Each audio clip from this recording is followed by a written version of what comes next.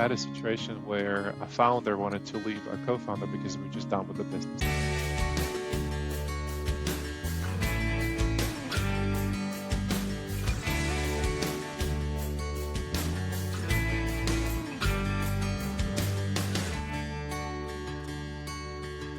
Alrighty, thanks everyone for tuning into this episode. Today we have Vladimir Baranov, who's a coach for science and tech executives. Vladimir, thank you so much for your time today. Thank you for having me, Joseph. All right. So we historically, in our 200 plus episodes that we've done over a few years, we haven't interviewed many coaches. So I'm excited for where this goes. But I'll be the first to admit that I don't have too much experience with interviewing other coaches. It's something that I do. It's funny how the roles flip sometimes. But talk to us a little bit, Vladimir, about who you are and what you do. Yeah, that's a great question. So I look at myself as more as a bridge builder between the knowledge that you have to the knowledge that you need to have in order to run successfully the company as a scientific and technological founder. What I've observed over my years of being a founder and executive myself is that somehow by the nature of chance or by avoidance, technologists and scientists, as they're going through the education and getting the experience, they're not exposed to any sort of like leadership responsibilities or any sort of management responsibilities. And somehow they end up in the positions of leadership and people tell them, just go ahead and do it. And while they're super smart in the area of science and tech, people is a very different issue. And a lot of them struggle and a lot of them not succeed. And I think that's a failure of a society, not necessarily their individual, because we don't provide them tools to how to do that well. I do believe that a lot of scientists and engineers are extremely good at problem solving, although within their domain. But if we translate those skills of problem solving into also human domain, we can unleash so much more intellectual power and so much good that can come out of those interactions if those skills are learned. Yeah. And why you? Why is this something that you've chosen as your current career path? Because I'm the smartest person there. No, I'm just kidding. One of the things I selfishly decided is that I would like to lead a life that is purposeful and mission oriented. I spent my 20s and my 30s thinking like, what is a good cause to work on? And in the end, I figured out that we are really locked into two missions, either maintaining life that we have on this planet or we're proliferating ourselves outside of that. Both of those missions require innovations in technology and sciences in order to be successful. And through experience of being a founder and being executives, I have observed, as I mentioned before, that we're lacking those leadership and management skills. So a lot of problems, even though technically very much feasibly of solving, we're failing because we're not reaching the right markets. We're reaching because we're not negotiating well, we're not selling well, we're not communicating well the solutions that perhaps already exist. And going back to why me, I think a lot of other people can do it, but I selfishly want to live a purposeful and meaningful life. And I thought if I insert myself there and use my proverbial lever of experience, like Archimedes said, and use that as a pivot, I can move the earth by a very small multiplier and perhaps enabling those maintenance and growth missions to go forward faster. So as you, for example, find a new client and onboard them, what are some of those initial first questions you're asking them to get an understanding of where they're at and where those biggest gaps that maybe they have, whether they come from a technical background or a leadership background and need more technical acumen maybe in their job as a leader? So interestingly, you'll be surprised the first questions that are being asked in the conversations are not by me, they're by the client. Because a lot of times the clients that come to me, they're first-time coachees, and they're trying to explore what are they going to get through those conversations, what does even coaching mean to them, and they're asking very insightful questions like, what are the outcome we're striving for? And I agree, like coaching sometimes can mean that we're not very clear right away what the outcome is, and part of the conversation is actually figuring out what is that version 2.0 of the person looks like, or what are the outcomes that are meaningful and countable that once we arrive there, we can conclude that they actually have been achieved. But to answer your question directly, I like to ask questions to find out why do they want to be coached? Because some people are just assigned coach sometimes as a punishment, and I don't agree with that philosophy because everybody who is the best coach can be coached needs to want to be coached. Because otherwise there's a lot of internal resistance to any kind of conversation or answering question because they're worried that they're going to answer it incorrectly and something will happen on the other side. So we ask about their intentions. We also ask about their dreams and vision, right? Because this is probably the first time in their lives that they actually disclose anything in their head of who they want to become as a person, as a leader, as a problem solver, as a parent, and we get it all out. And I'm very curious to understand where all of that is coming from. In which books have they read that they need to be acting like this particular person? Where did they learn the value and meaning of this particular mission? Why do they want to do that? And frequently we find out that the pictures that are clear in our heads as we're thinking about our future are not as clear as we've tried to talk and communicate about them. And it's not really a failing of any of us individually, is that we have pictures in our heads and it's very difficult to take the picture and convert it into words and describe it in the same way that the other person listening to you will have exactly the same picture there. Like what I mentioned about the mission thing, my own mission of what I'm trying to accomplish, it took me decades to crystallize that message in a way that is actually understood by others, which was until that point only clear in my head, and I had failed many times to communicate it over to others. So a lot of questions I ask about understanding where they're at, where do they want to go, what have they tried so far, why do they believe that they're actually going to achieve that? Yeah. Is it a correct assumption that people maybe want coaches to get to the next level in their career or just be better in their current leadership role? Are there patterns that you're seeing or more likely reasons why they're reaching out maybe for the first time having a coach? Yeah, no, sometimes it's very directional. So like it's a next step targets, like I want to get a next role, I want to be promoted, I want to jump to another company. But a lot of times it's very tactical. Like I don't think anybody understands me when I talk because I speak such heavy tech accent that I don't understand why they don't understand it. And sometimes bottlenecks is us, sometimes bottlenecks is others. But when we are the communicators, it is our responsibility to own the medium, to own how the message lands on the audience. And even though you might get promoted because you become a better communicator, some of the people who come to me, they realize that they want to be a better communicator for the sake of bringing the message that they have to others and to be able to relate to others in a better way. Also having relationship with other people in your company, sideways, downwards, and upwards, because you're feeling misunderstood. Because I have to say, a lot of scientists and technologists are very uniquely smart, but in their own niche. And they haven't had a chance to actually observe and study what others value and how they are thinking. So it makes it very difficult for them to relate to others. And we try to find analogies, we try to find stories, we try ways to relate and to feel together with other humans as a team and not feeling isolated intellectually or isolated emotionally from the group because of the way that engineers and scientists think. And there's another parallel where, let's say, sometimes people realize that once they have worked fully in the career role, they actually want to start their own business.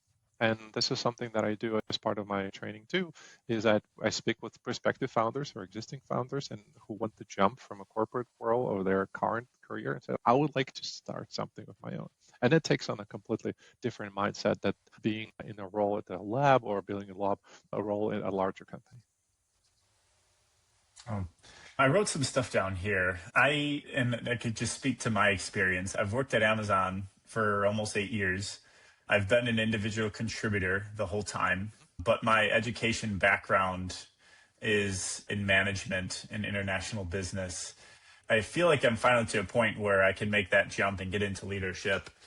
But that my trajectory at Amazon has been, you kind of started, there's like leveling within Amazon. So yes. You come in as like an L3 or L4. So I came in as an L4 and I'm an L6 right now.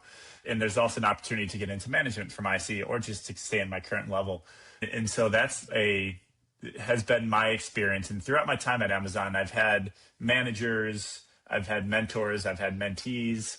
And have you seen people maybe that you've worked with that work for these larger companies, and if and why it's important to also have coaches outside of the company? Because as you can imagine, massive company Amazon, you could find 1 million yes. people to be your coach, but what's the value in having kind of that outside perspective?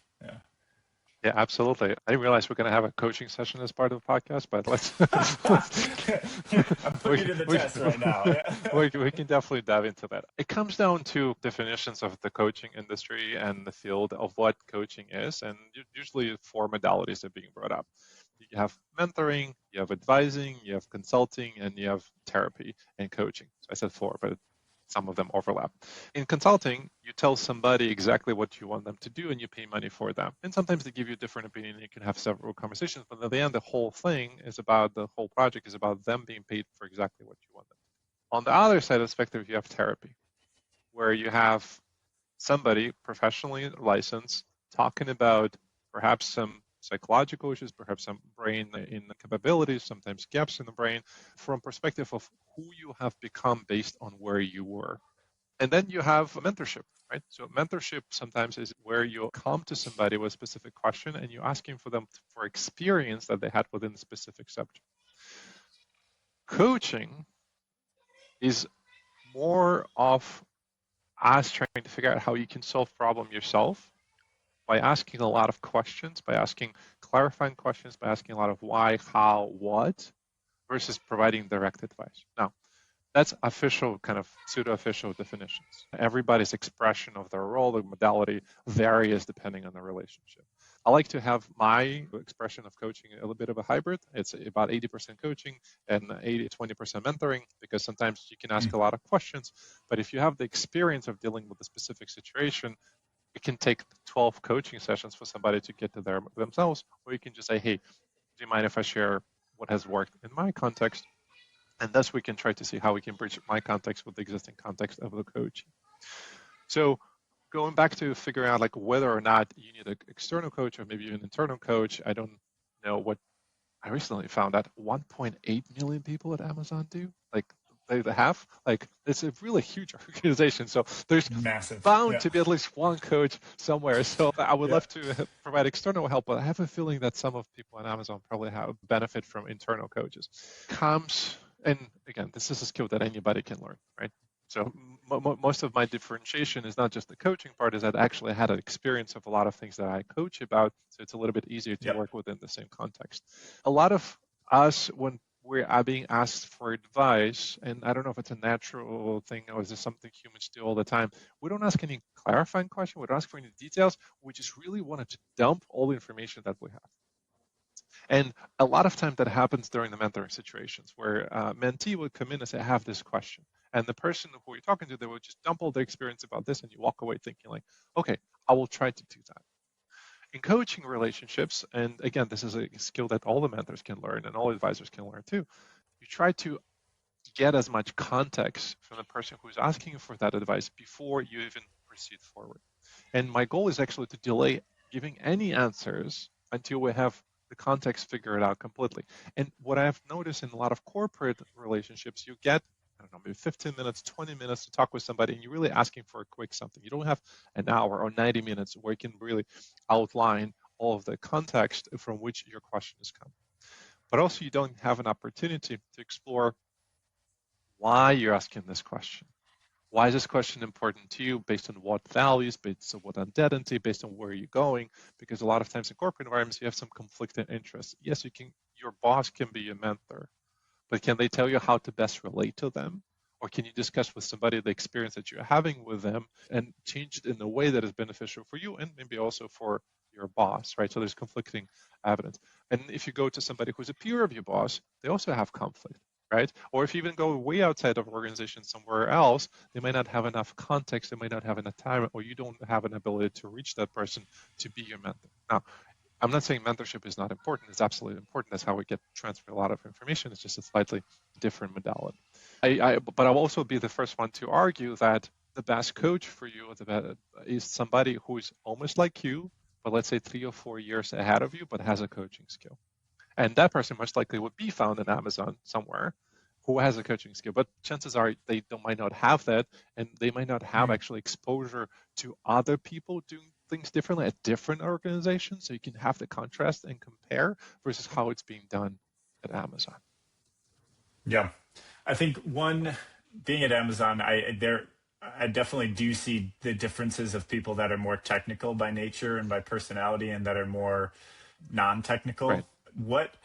If you were to say one area in each of those categories that comes up as the biggest area of opportunity of improving via coaching, And it's hard not to stereotype Yes. or Yes. generalize, Yeah. saying Yeah. technical people are bad at talking Yes. to other Yes. humans, or people that are not technical can't explain Yes. things well. I don't know if those are good generalizations, but you have the firsthand experience. I'd love to hear what are some of those gaps that Yeah. maybe you see that you really try to hone in on initially. Yeah.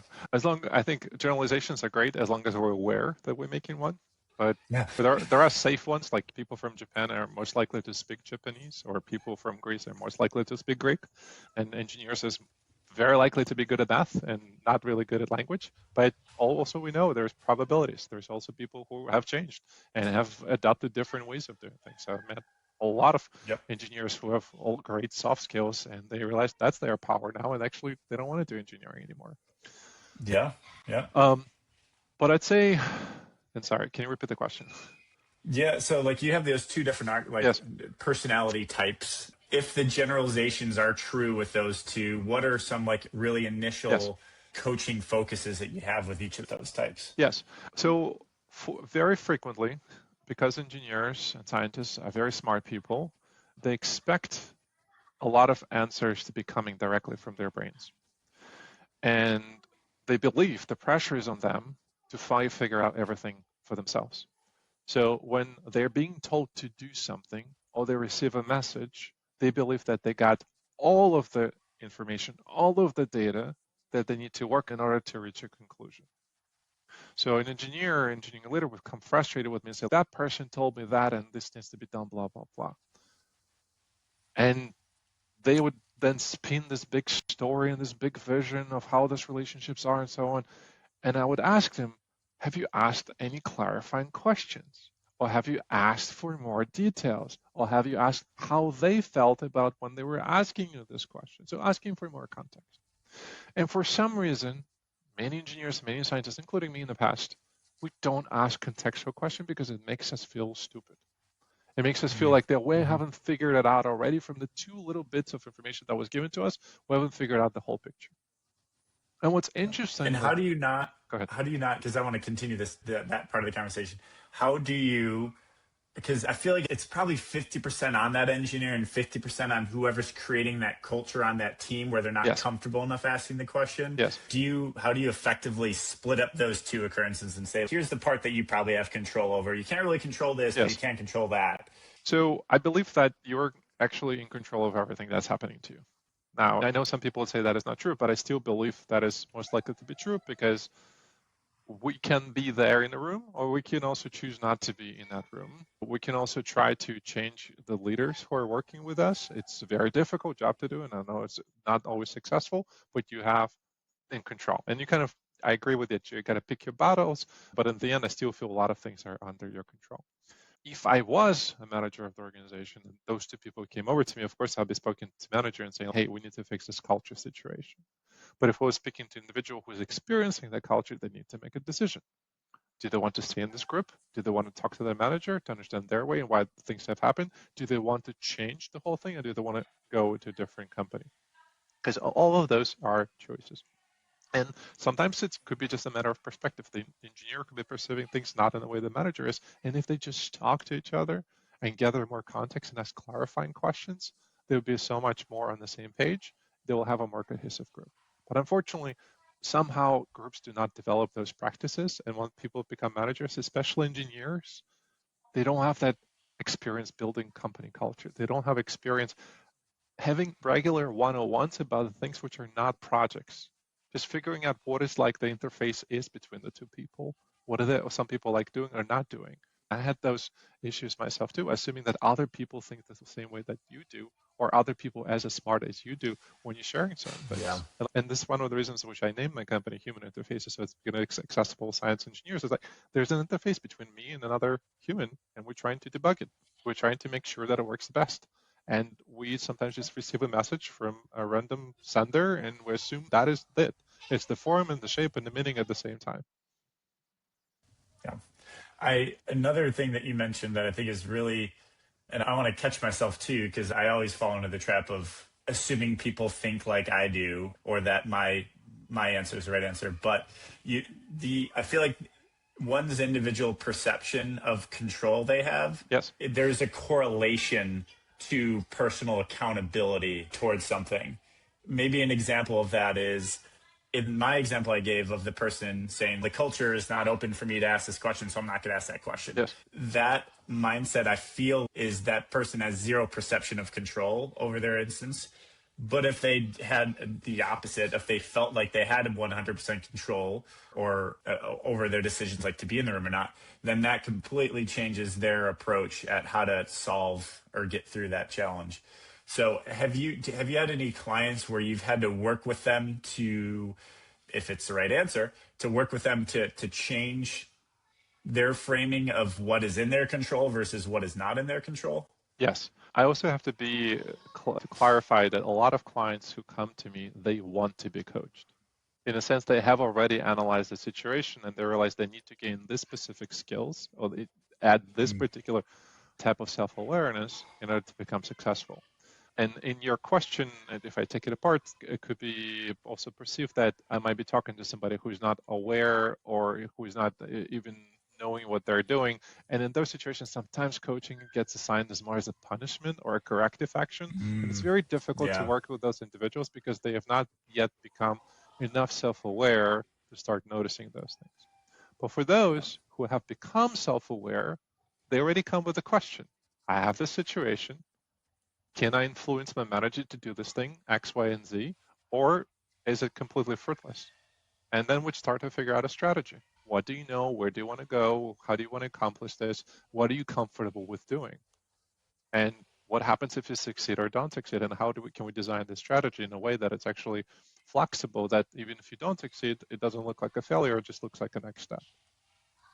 Yeah. Okay. I feel like those types of coaching engagements sound very tactical. There's something that they want to fix or achieve or accomplish. In those examples of clients you have, do you also try to weed in like bigger picture, or do you like come in and let's get really tactical and then talk bigger picture? Yes. Almost all of the clients come in with tactical requests first. And what happens actually over the next couple of sessions, or the first couple of sessions, is I would put that request on a shelf and I try to find out why. Because they come in and say, I want to go faster than this other person. I'm like, define faster. Define the other person, define you. And we all of a sudden realize that we have copied somebody else's desires and mapped them onto our own, and we're not pursuing our own vision. And then many times the question just falls apart because they've been angry in a place which does not accept them, and they're just so different. And sure, we can spend days, hours, like weeks, figuring out how to affect that person who does not even respect you for the skills that you have. Sometimes you don't have to solve certain problems to be successful. Sometimes the best decision is to leave. But to figure that out, as you mentioned, you have to get to that identity, that purpose, those values, the mission and the meaning, because then everything else becomes easier. Sometimes you're just too proud to walk away from a very difficult problem, but sometimes that's the easiest thing to do. Or it's scary. It's scary leaving, that's also a thing. Having to think about finding a new job or a new role. That's a very scary thought. I feel like I read a recent survey or something where, and I was mind blown by this, that the number one reason of people's happiness in their current role is who their manager is. It's not money. It's not like what the company does. It's just like their manager. Yeah. From your experience, has that seemed true, or from the clients that you've had, is there a different perspective that you've had? I think it's a combination. I think in the end, even though we push it on the side, our purpose and meaning is very important. And even if the manager is terrible, but you're saving lives every day, even though you might not be happy day to day, you're happy over a year. I'm not saying you should be staying in that organization, but I'm saying it's like people find happiness in different ways. Is having a good manager a great contributor to that? Absolutely.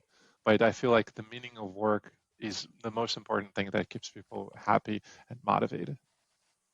Yeah. I think one of reflecting on my career, and I think one of the superpowers or I think positive traits I've had is being able to connect whatever I'm doing to something more meaningful. Yes. By And I think as you start your career, the transitive property, like there's a lot more connection points between like your activity day to day and like impact.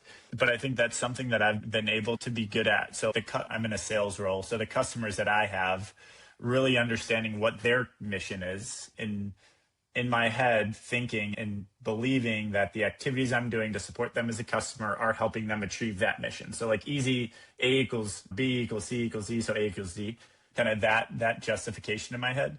Is that like a process, or how do you work through that with somebody that is in a job that is really meaningful, but they're not really seeing it yet?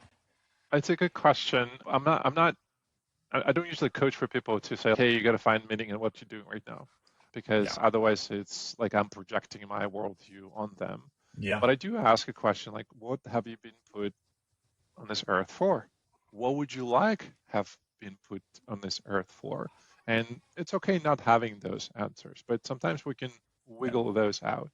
And questions that I ask there, many times they're end of life oriented, because that makes us more serious about our existence.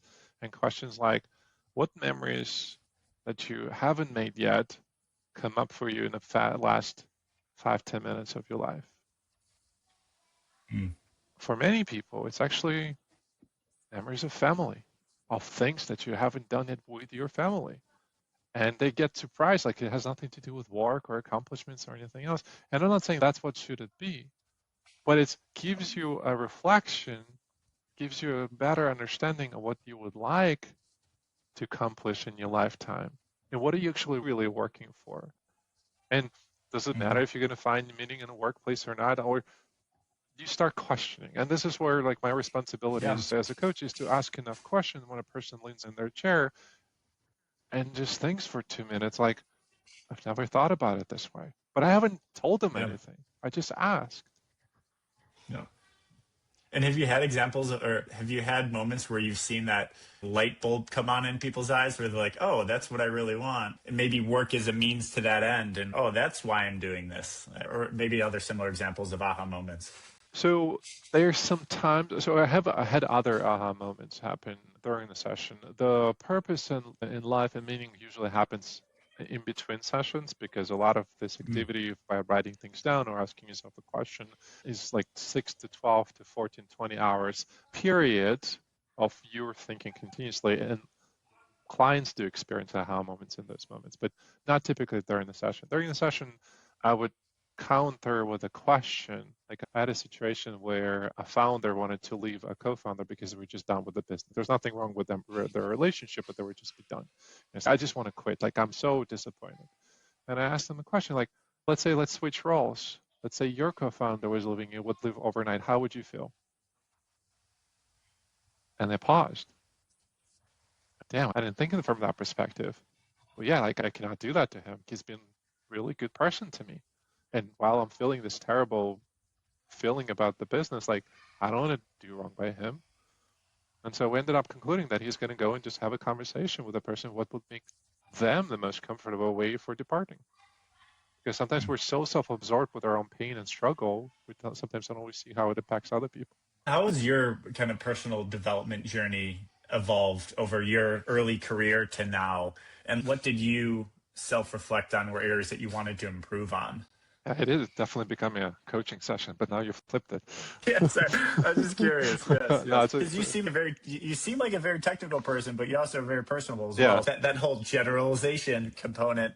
Yeah, I'd love to hear your experience. Yeah, great question. So I think a lot of adventure books early on by Jules Verne or Conan Doyle, or like all of those had a lot of influence, and so our sci-fi books and movies and so on. I wanted to work with technology because it was easy for me. I also, in retrospect, realized I was probably not very good socially. I had friends, but I was not particularly looking for making new friends in the way that I do now, which is a little bit more intentional. Then I immigrated, and when you immigrate, especially when you're a man, you lose your language. And when you lose your language, you lose that ability to interact with others. And so I doubled down or tripled down on interacting with technology because it spoke the same language as I did. And it took me, I think, maybe 6, 7, 8 years after immigration to feel comfortable speaking English and being around other people who spoke the same. And during that time, I think I was not able to learn as many skills as fast as I could because of now I work with technology, and I gain identity as technology. Okay, I want to work on very difficult technological problems because that's now my identity is. I think some shift happened when I started dating, because I realized that the opposite gender just looks at the world very differently than I as an engineer and also as a man do. And that introduced a lot of growth, like how to be a better communicator, how to be a better listener, how to dress better, how to use your body language better. And I think that growth happened to me in the mid-20s, and I'm glad that I did it in New York City, although I heard Chicago is awesome because I was surrounded by other people and I had exposure to other people giving me feedback of what I wanted to do. In the background, I was also working on a career, right? I was going to larger banks. Thought I was doing exciting things. But when I started doing them and actually accomplishing things, I realized that I've been accomplishing it in a very different context in my head versus what's happening in reality. Large organizations, no matter how much you work or how little you work, you still get paid the same. So I felt like the recognition structure in large organizations was not very sufficient to satisfy my ego of being recognized and being visible in a way that I found meaningful. And that pursued me to move away from large organizations and join smaller organizations. So as I'm working on this, I'm developing the mindset and the model of how the universe works. So before I started out, I thought I'd go to this large organization because the book said, go to work, start work, go to the manager, become the CEO, win. Obviously, it does not happen that way. So like through my process of discovery, worked at different financial institutions for 8 years and realized I want to switch to a small company. By happenstance, found a partner who was starting a wealth management SaaS business, and I okay, I want to do this, right? I'm probably going to get older. I'm going to get kids. I want to try this out, take this risk on. That took off. We grew the company over 7 years. We sold it eventually to larger financial institutions. Fantastic journey. But then in the retrospect, I realized that I spent now 15 years in financial services, and I realized while technically I did all the things I wanted to do from smaller companies, I actually did the things that I wanted to do too. But now I still felt empty, right? So like I didn't feel empty before, but now I felt empty. Like I didn't feel as meaningful and purposeful. It's like I wanted to accomplish something real, something that moves the needle for people's life. And I looked around, and for the best opportunities which was overlapping with my skills was going to aerospace, and that's what I did. I joined a startup as a third person, and I thought like aerospace is where all the human problems get solved, right? You go there, you advance the human species, you're doing fantastic work, you're doing God's work because you're just moving people between planets, which is awesome. And we had a great experience as an engineer. Like we launched a couple satellites, we took pictures of Earth from space. Wow, if you've never done it before, you've never experienced like a great euphoria. What I have observed is that like I had thought that like, this was my final destination. Like this is it. I put all my effort in, and this again, as Archimedes said, that is my pivot point. I put all my effort in, and the best outcome will get there. What I've thought about it over the years is that speak about a space economy a lot, and there's fantastic all these new companies coming in. But to me, for some reason, I was fixated that in space economy, in a true market economy, we need to have a lot of clients. And we need to have a lot of people who are suppliers. And in space economy these days, for now, the only client that we really have is government. And it started resonating to me very similar to my previous experience when I was working for a large organization, that if I really want to feel impact of my work, if I want to feel impact of how my work affects different parts of the organization, I actually have to be a lot more influential, or I have to have a lot of money, let's say Elon or Jeff, who are able to take us to different planets, which they still haven't, which made me decide, I guess, even with that amount of money, you cannot take us to different planets. So like, how can I pursue that route? So the only route was remaining, okay, I need to figure out how I can have the most influence in kind of space government relationship. And I realized that's also very risky. You need to stay in the industry for 40 years. And even then, you might still by happenstance be not assigned to the proper projects, programs that might not influence things in the way that you want to influence. And kind of, I started thinking more, what are the other ways can I influence, or let's accelerate human progress, technology progress, and the kind of connecting to the story that I shared with you in the beginning of how I came to be a coach. This is where my decision was made, is if I help those people who are already changing our lives for the better to be even more awesome at it, I will feel accomplished, and I will be also moving things in the direction that I want them to go. But that's how like my thinking. This is how my thinking changed. I'm following. Yeah. But it's definitely bottom up approach. I didn't start with this vision that was like, oh, okay, I'm going to work at this vision. No, a vision changed as I was getting more information. Yeah. Yeah, I very much relate with that. A lot of parts of that trajectory and story you shared. When you say move the needle currently of impact that you have you been able to distill it down to like with your clients when this has been achieved, you feel like accomplished, like you did move that needle a little Yes. bit? Or is that like a C set at the end of a coach? So I'm wondering like how you measured it, Yeah. if you've been able to measure it yet, or if it's like a feeling that you get Yeah. when they have those aha moments, for example. You're actually absolutely right. So it's definitely maybe not counting, but just remembering the aha moment. It's the individual Yeah. emails of change that come 2 years after we had a session. And so I remember what you said and I practiced it like what we did here and we were able to get the results. And those thanks that you get over email and also testimonials. And testimonials, like especially when they come unasked for, that those are the most appreciated. And that's how I measure the impact. Obviously, these things are really hard to measure because, like in sense, it's a mindset change, right? Here's the Yeah. weights of the model in your mind right now, and here's the new model's weights that you have. What the delta is. This training set really, I cannot do that. So I wish as an engineer you probably hear that, like I can quantify that. But no, this is like, I think deep breaths, relaxation, the thanks is how I measure my progress. And did it sounds like early on in your career when you were working in the financial institution organizations, larger companies, you mentioned that kind of that recognition component of the job was really important to you. That importance, it sounds like as you started being a coach, you're likely not going to get any of those. Maybe not likely, but maybe so, it's going to take a while if you get to the point where you have those like you get to the 2-year mark with somebody and they have the aha moment. Yes. So was that a mindset shift where you're like, I'm not like that component is not as important, Yes. or I'm okay with delaying to see that because I know I'm going to have an impact? How did that mindset change for you? I think it's watching the changes from day to day, from session to session. And I'll give you an analogy. Imagine like you will save your loved one if you have to dig a trench from New York to Chicago. And you know you haven't accomplished your goal yet, but you know you're moving towards it by digging 10, 15 feet today and maybe another 10, 15 feet tomorrow. So you're definitely seeing progress, and progress on its own feels satisfying.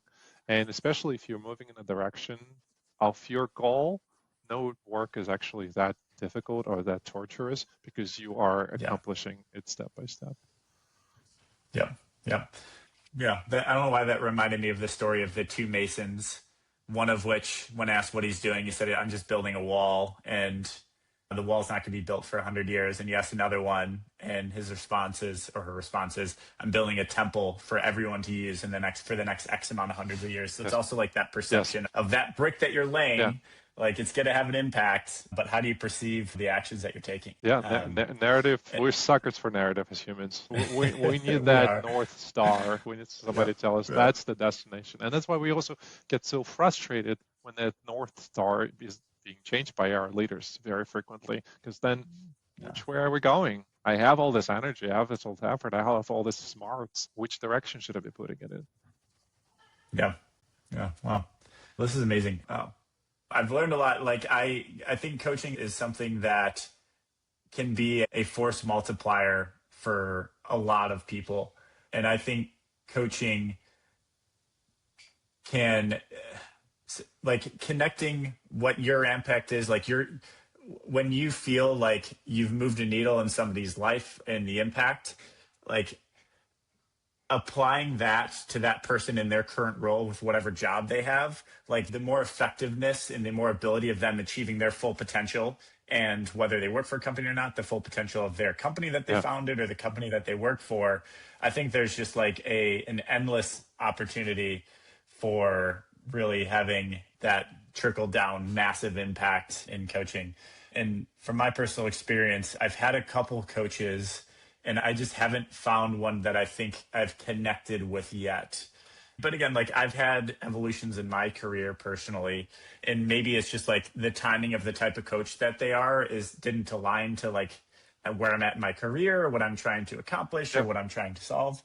But I think at some point I'm going to have to get reconnected with a coach myself. I think it's a must. I do have to say is that unfortunately coaching is not certified profession. Like we have certifications, but it's not something that is regulated. But context sharing is very important for the two individuals to understand each other. If they have shared experience or they have come from the same industry.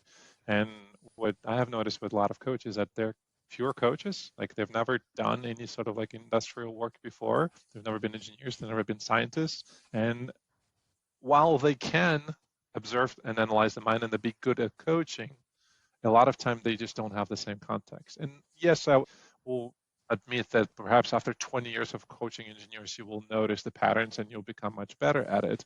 But it's harder without understanding the context right away. So let's say if you are re-engaging with somebody who is a coach and shares a lot of your background and understanding and vision and values, those conversations would be more aligned and more fruitful. Yeah. Well, people that are listening and want to get engaged, Vladimir, where could they go? Where could they find you? And what type of engagement do you look for? Yeah, no, great question. So our general engagement usually starts with a discovery session, which is complimentary, where we try to figure out whether or not the things that you're trying to solve through coaching are approachable and could be solved. And I do get into a little bit of coaching itself on the calls. In a sense, you might get value right away. And for those interested, you can just jump on a website, humaninterfaces.co, and you'll see a big button, schedule a discovery session, and welcome for you to join. And since you're all listening to Joseph, I'd be happy to give 15% off my regular coaching fees because Joseph is awesome. Oh, you're setting the bar high for me, Vladimir. Yes. Awesome. So people that are listening, please reach out. Getting a coach is a force multiplier in your career. And yeah, I'm really excited, Vladimir. Thank you so much for your time. I've learned a lot. I did definitely try to steal some questions in here that maybe I have in my personal life. So thank you for being flexible and answering some of them. And thanks again for your time. No, of course. Thank you for having me, Joseph.